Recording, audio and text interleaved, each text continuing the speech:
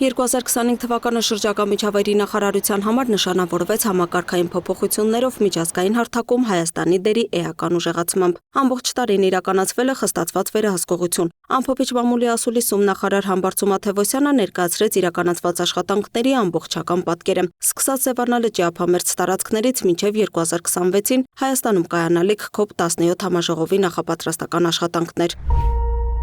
Սևան ապօրինությունների դեմ ամենաակտիվ տարիներից մեկը։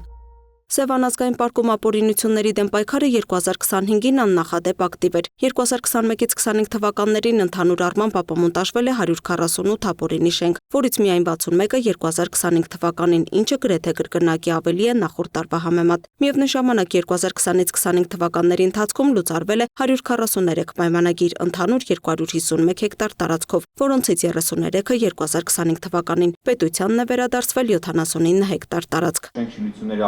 Եվ Սևան ազգային պարկի տարածքների հետ վերադարձնելու հարցում սերտ համագործակցում են գլխավոր դատախազության, պաշտպանության նախարարության եւ թիմ գործընկերների հետ։ Սևանի կենսապաշարի վերականգնում թվերը խոսում են։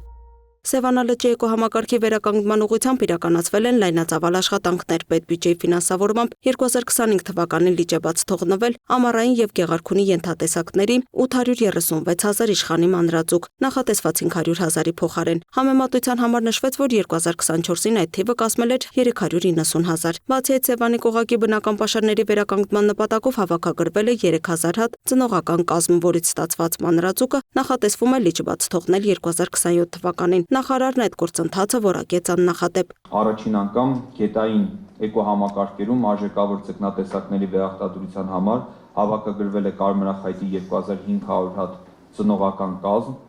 արհեստական վերարտադրությամբ ստացվել է 80,000 հատ մանրածուկ, որից 50,000 հատը նախատեսվում է 2026 թվականին բաց թողնել Ձորագետի վերին հոսանքներում։ 2025-ին արդեն շարունակվել է անհետացած համարվող ազնվացեղ եղջերուների վերադարձը բնություն, բաց է թողնվել 9 առանձնյակ եւ արդեն արձանագրվել է առաջին ձագի ծնունդը։ Հաջողությամբ այս ծրագրերը շարունակելու պարագայում մենք նման դեպքեր ավելի շատ կարձանագրենք եւ վայրի կենդանիները հատկապես ծմբերային շրջաններում հնարավոր է մոտենան բնակավայրերին եւ հուսամ առաջիկայում սա մեր համար կդառնա սովորական երևույթ։